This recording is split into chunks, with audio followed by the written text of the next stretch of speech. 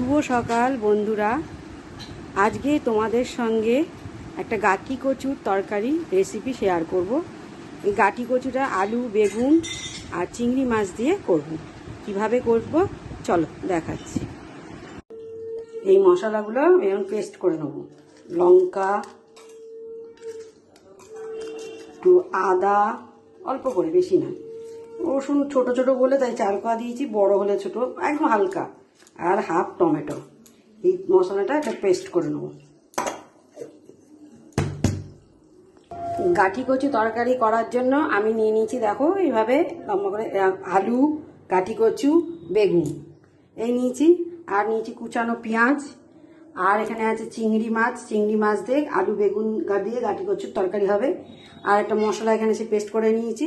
এতে সব কিছু জিরে ধনে দেওয়া আছে, যে মশলাটা আমি পেস্ট করেছিলাম তার মধ্যে একটু জিরে গুঁড়ো ধনে গুঁড়ো দিয়ে দিয়েছি। দিয়ে এবারে এটা হবে। এই হয়েছে রেডি। এইবার কড়াতে দিয়ে দেবো তেল, সর্ষের তেল। মাছগুলো ভাজা হয়ে গেছে, বেশি ভাজবো না, হালকা করে ভাজবো, তুলে নেবো।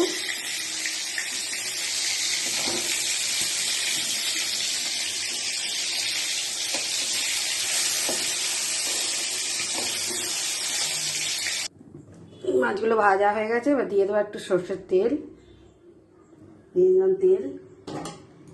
এবার দিয়ে দেবো কুচনো পেঁয়াজ,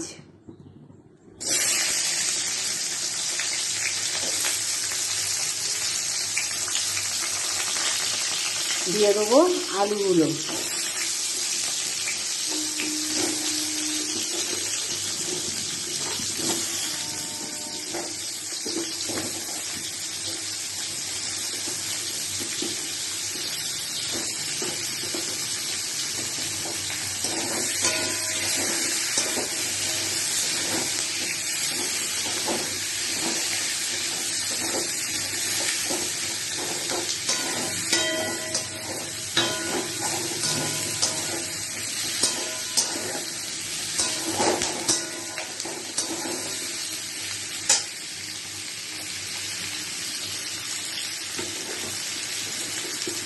দিয়ে দেবো গাটি কচু,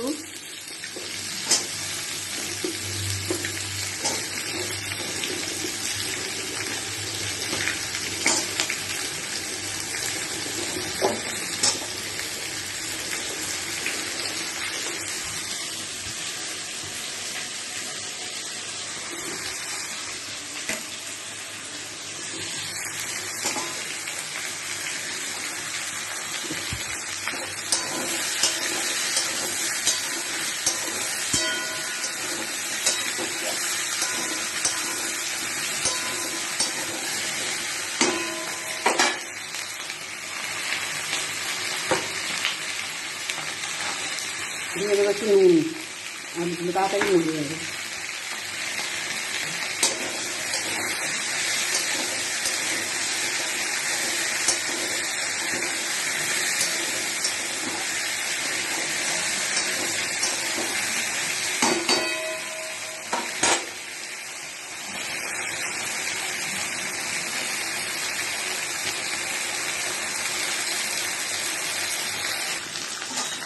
ভাজা হয়ে গেছে, এবার দিয়ে দেবো বেগুন।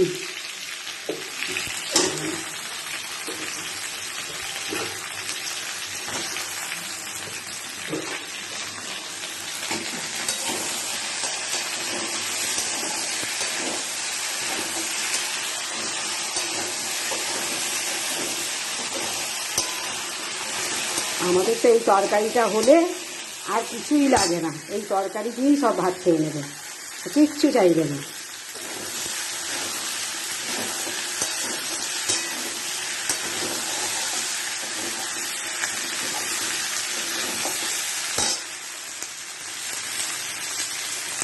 দিয়ে দেবো হলুদ, পরিমাণ মতন হলুদ।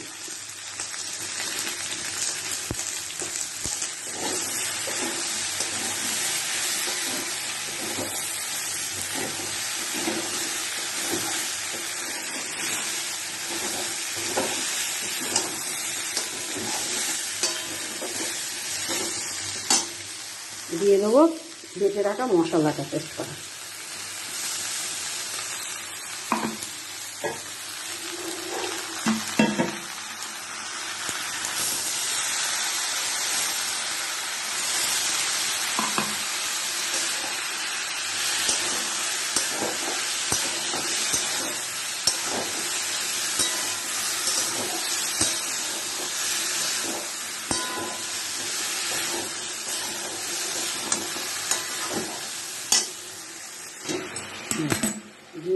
চিংড়ি মাছ।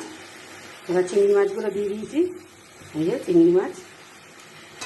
এবার চিংড়ি মাছগুলো দিয়ে এবার ঢেকে দেবো।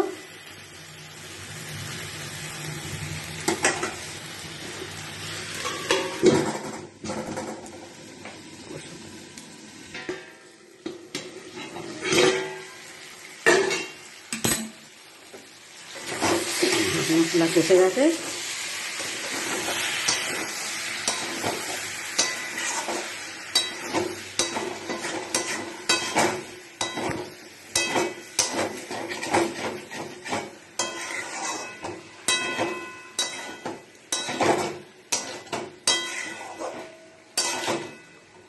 আলুগুলো সেদ্ধ হয়ে গেল, কচুও সেদ্ধ হয়ে গেল। আর একটু ঢেকে দিলে, দিয়ে মশলাটা একটু ঢেকে দিলে কষেও যায়, আবার সিদ্ধও হয়ে যায়। দিয়ে দেবো একটু করে জল, গরম জল। আমি একটু গরম জলই তরকারিতে ব্যবহার করি। মাখা মাখা হবে, তো শুকনো হবে না।